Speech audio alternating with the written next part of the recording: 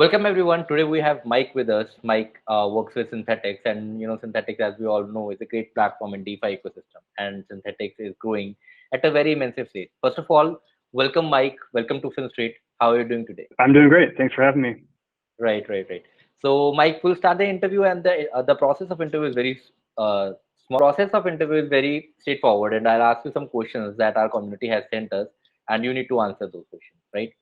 So, so Mike, Okay. starting with Synthetix recently launched an exchange of Synths, and first of all, congratulations because users will save a lot of money on on Ethereum fees because Ethereum fees is going to the moon these days. Even after EIB 1559, Ethereum fees is still very high for the average user that who wants to interact with Synthetix, and a layer two solution is a really great idea. So how this idea came through? Yeah, no, and yeah, great point. I think it seems like multiple times a day now there's a new NFT project that's spiking gas up into the thousands. I've had a few transactions that I've had to cancel on a daily basis now that are due to those spikes. So we've definitely been very happy with the gas savings that we're seeing on L2 and the speed with which those transactions are pushed forward.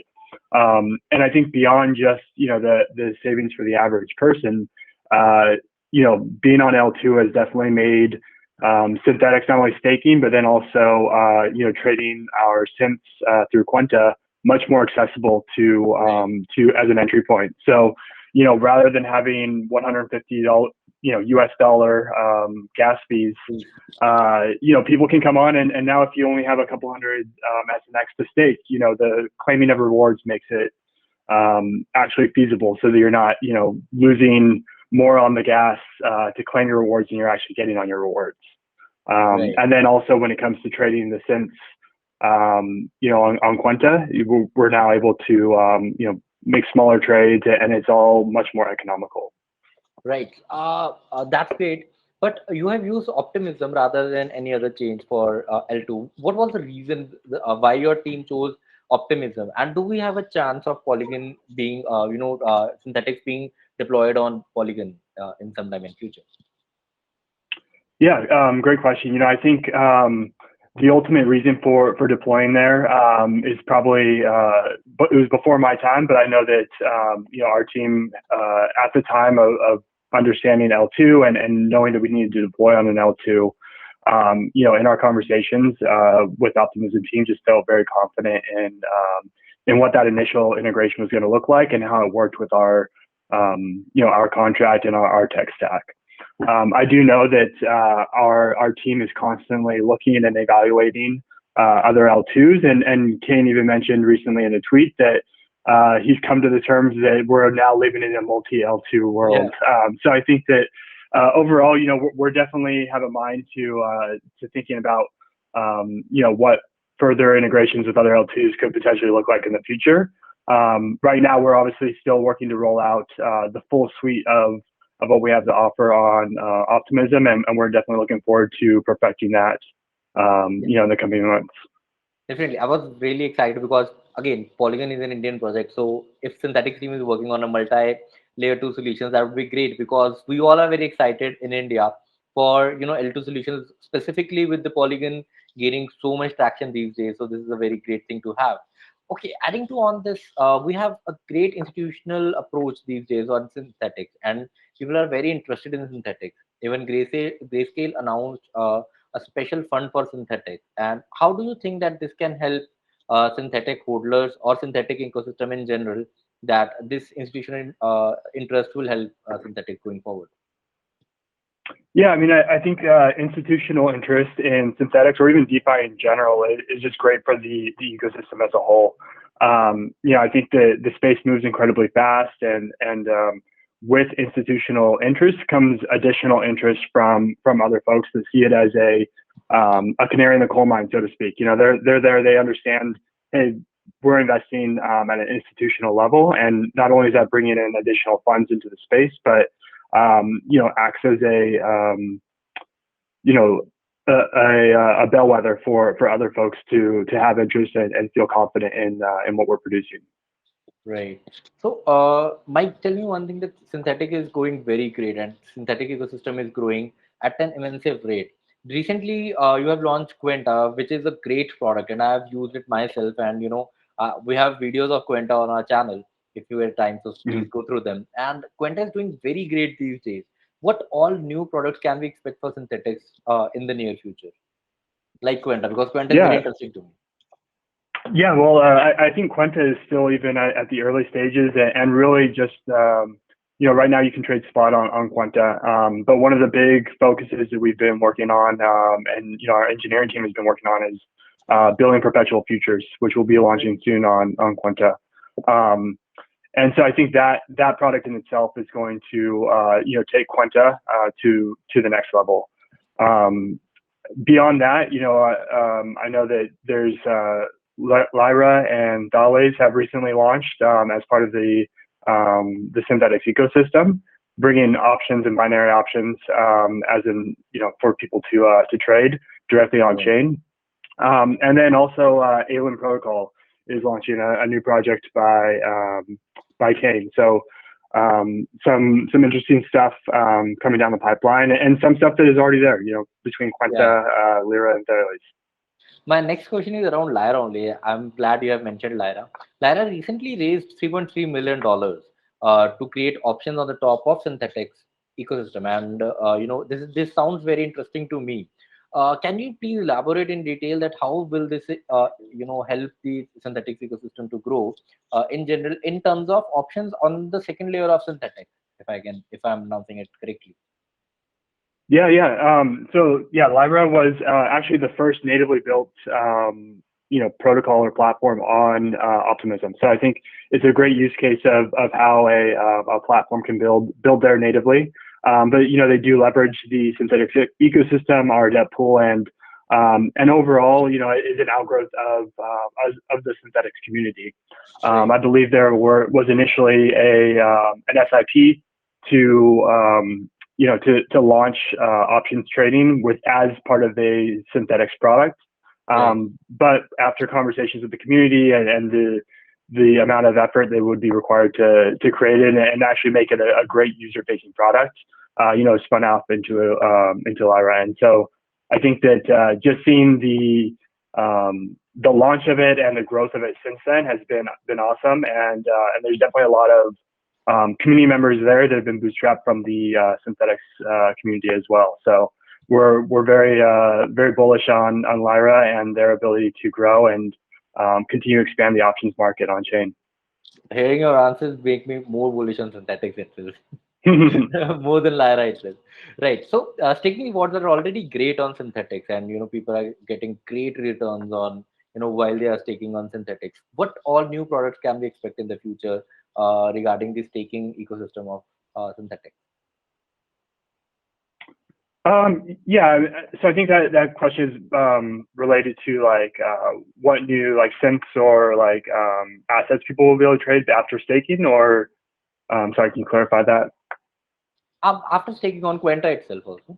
On Quenta also, though, so there are good staking rewards Yeah. for every pair.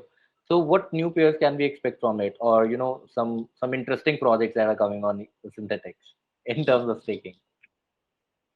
Oh yeah, yeah. Just asking so that we Yeah. can So track it before then. yeah, no, I don't actually. So I don't think anything will be changing dramatically with staking beyond what's the way that the mechanism works now. However, I Right. do know that we are looking closely at what new synths or assets we're going to be deploying across made available through Synthetix on L2. Yeah. Right now, users can really only trade synthetic Bitcoin, Ethereum, and Link. However, the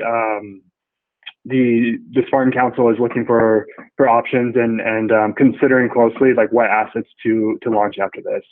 And something I should note too is any community member within Synthetix can submit a proposal for a new synth to be launched. That would Yeah. be put up and considered by the Spartan Council.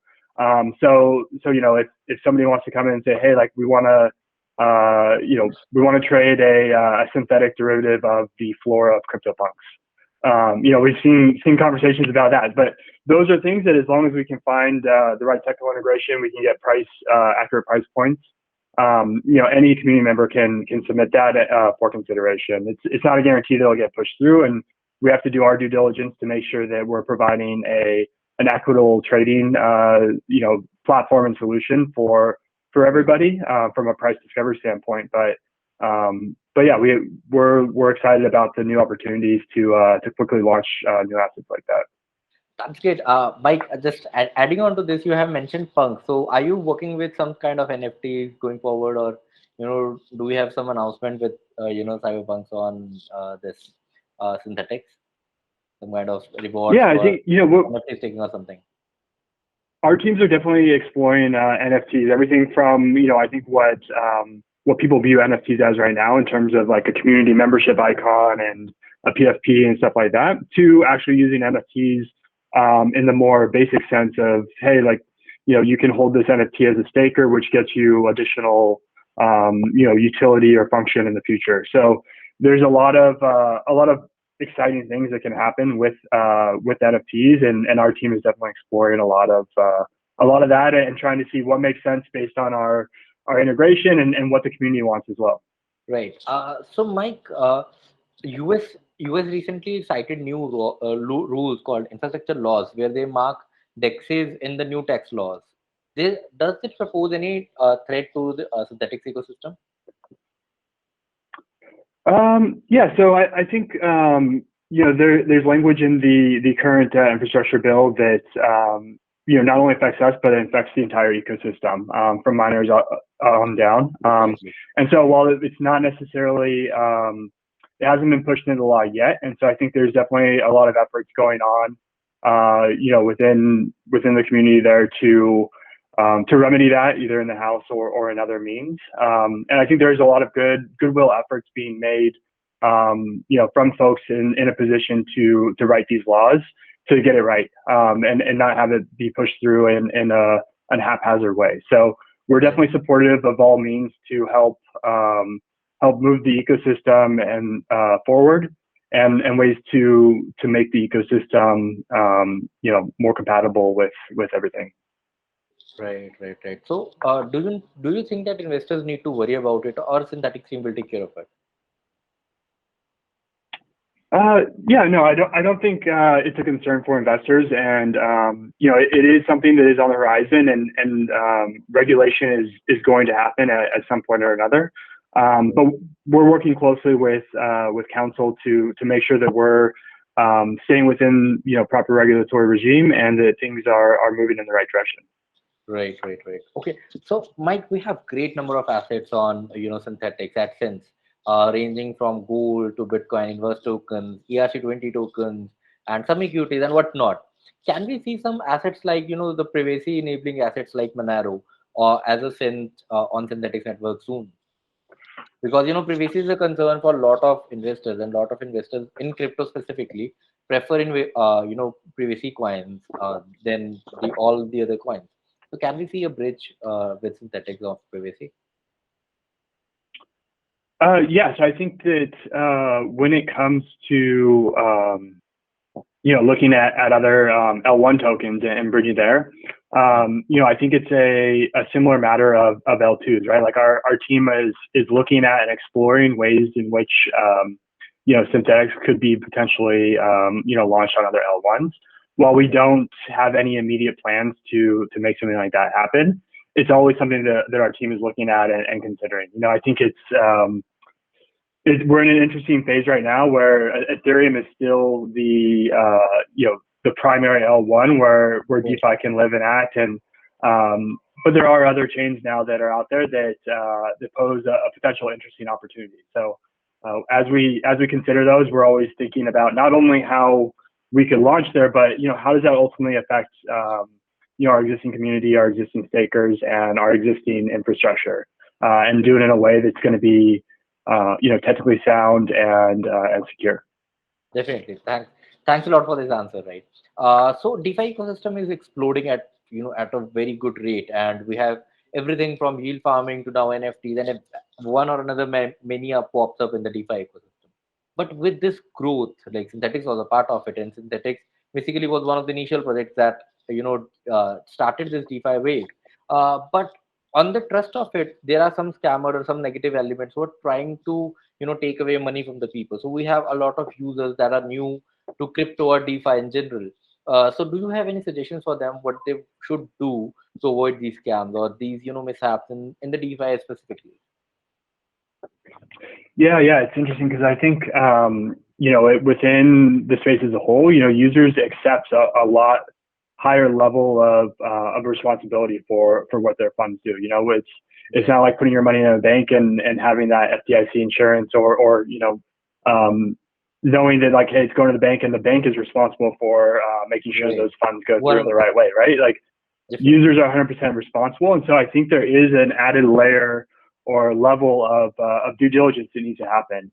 And I think that in looking at the space, there's scammers and there's people in every industry. From the most mundane and the most boring Yeah. to the most high volatile and the Yeah. edge of finance. So I think that definitely doing your research, working and reading and understanding some of the interviews that you're doing at Finstreet, I think are great to help Thank users you.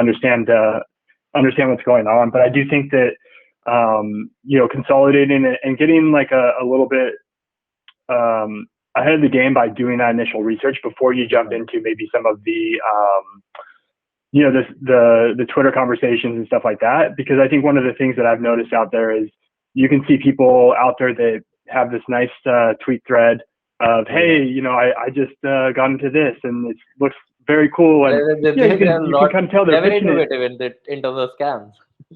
Yeah, and then at the very end they're like DYOR, do your own research, which is Yeah. like, it's kind of one of those things that you see that, and for me it's almost become a red flag. Like, okay, this Yeah. person just tried to sell me on something, and now they're trying to save their own butts by saying like do your own research. So it's true though, like, do your own research, but do it in a methodical way, and try not to get caught up in the FOMO and the mania that can sometimes happen in certain markets. Definitely. Thanks a lot, Mike. I'm pretty sure that these steps will be very helpful for the newcomers that are coming to DeFi ecosystem, and we'll be building this ecosystem together and making this community safe and for the betterment of and we'll work in the betterment of the community. Thank you for this interview and thank you for coming today. Yeah, no, thank you so much. I really appreciate it.